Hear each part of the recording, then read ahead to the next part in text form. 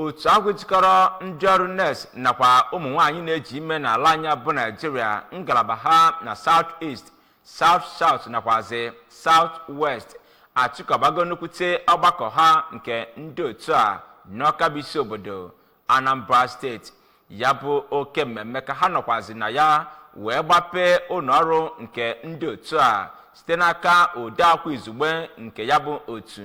bụ Dr. Farouk Umar Abubakar. Ya bụ oke mmemme dọtara ndị dị iche iche ka Chibụzọ Okoye kọchapụrụ gị akụkọ a.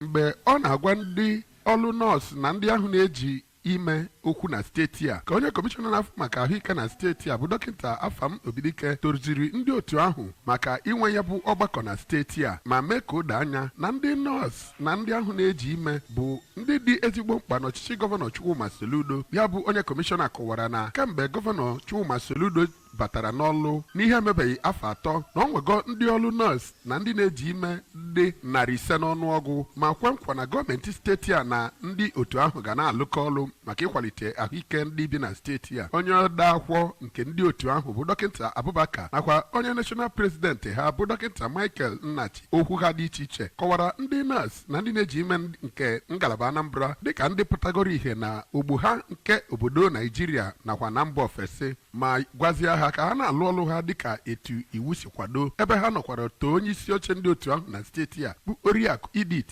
Onwuka maka nnukwu ọlụ ọ na-alụ. Na mbụri n'okwu ekele ya ka Oriakụ Onwuka mere ka mata na ya bụ ọgbakọ bụ nke ha ji anọkọ ọnụ kwa afọ wee tụgharịa uche ka otu ha ga-esi na-alụ ọlụ na-agawanyekwa n'ihu maka ịkwalite ahụike nke ndị mpaghara ọdịda anyanwụ Naijiria. Onye isi ndị ọrụ na steeti a bụ Oriakụ Theodore Igwebo, onye ọ bụ onye isi na ngalaba mmekọ mmadụ na ụlọ ọrụ ahụ nọchiri anya ya bụ Oriakụ Nkechi Nwosu kọwakwara ndị nọọsụ na ndị ahụ na-eji ime dịka ndị dị nnukwu mkpa n'ebe ọ metụtara ọnọdụ ahụike site n'Awka. Aha m bụ Chibụzọ Okoye maka akụkọ ụwa ABS.